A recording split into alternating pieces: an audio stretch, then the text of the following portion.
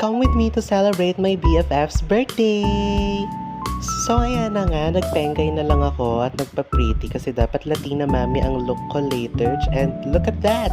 Fit check! Pag-arrive ko sa venue, nakita ko yan si Bakla nag-aayos ng router or ng modem ng wifi kasi nagalaw niya yan kanina habang ginagalaw niya yung wire para i-move kasi nga kakabit namin yung banner sa birthday niya. Ayan no, yung kinakabit ko. Pakak! Parang bulate. Latina mami! Ang ganda-ganda ko dyan, grabe. Guys, tingnan mo face card, diba? Yun eh. Then, ayan, iniwan namin sa lapag kasi nga marami pa kaming inaayos at hindi pa rin gumagana yung wifi. Tapos, ayun yung carbonara, ang sarap! Then, ayan, si Bakla pinaayos niya na yung lamesa para sa photoshoot later kasi lalagay na namin yung design na gagawin namin. Then, ayan, di ba, pinakyo niya ako, napakasamanta! Oh! Dumating na rin yung cake na binala ng friend ko and naayos na namin yung photoshoot background niya. And ang G, naiinumin. Then kumain na sila kasi nagugutom na kami niyan dati. Then tapos na siya mag-photoshoot. Then nakapapalto siya ng damit and kumain na siya. Then ayan yung laps ko for today. Batch 1 lang yan Tingnan mo naman ng bading. Ang ganda ng makeup. Tapos siya ang nag-simper ng iinumin for tonight.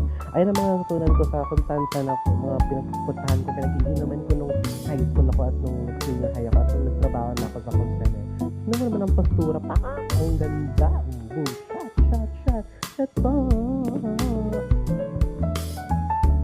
Nung batch 2 naman, si Alyang na ang nagtimpla kasi gusto niya rin matuto niya. And meron naman siya. Nalagyan ng horror. Tapos, ayan, nag-soundtrack kami ng song na place namin ang Buhay sa Tabay, Batira Matinay.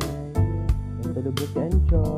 Tapos, ayan, si Alyang tulog na din malapit rin to. Tapos, ayun, si Anjo tumayo. Ang ginagawa niya. Tapos, saka, kaninong anak to natutulog. Tapos, ayan, jumungana na sila ang kanilang pamilya. Kasi nga, morning na yung mga 7 a.m. na. Ayun, nakasabi ng si Jay. Mga friends. Tapos, ayan. That time, niyaya ko diba ka lang mag-video ka ba nagpapakit ako. Umaga, gusto na mag-video. Wala na kaming mic. Tapos ako lang si Gaga. Sabi ko, sige. Diba? Ayan. Nag-lyrics na lang kami kasi wala nga kami mic. So, kapaya lang na natin. Breakfast with coffee. Tapos gusto na daw katabi matulog. So, nag-breakfast then for us together. Then, Gaga siya. Ako nagpakit pa niya. Gano ko lang yung pinto. Nanood kami na Encantada Day. Kasi gusto ko daw niya panoorin na namatay na si Perena. O diba? Ayun ang trip niya, panoorin niyan si Perena Mategi Pamch. Ewan ko ba't niya gusto panoorin niya. Pero grabe kawawa na pinana lang siya ni Olga na. Naku, Diyos ko Lord. Kawawa naman si Perena. Tingnan mo naman, ang galing umatay ni Glyza. Then, baka ang brilyante ng lupa pero hindi gumana. Bakit kaya? Tapos, ayan si Plama.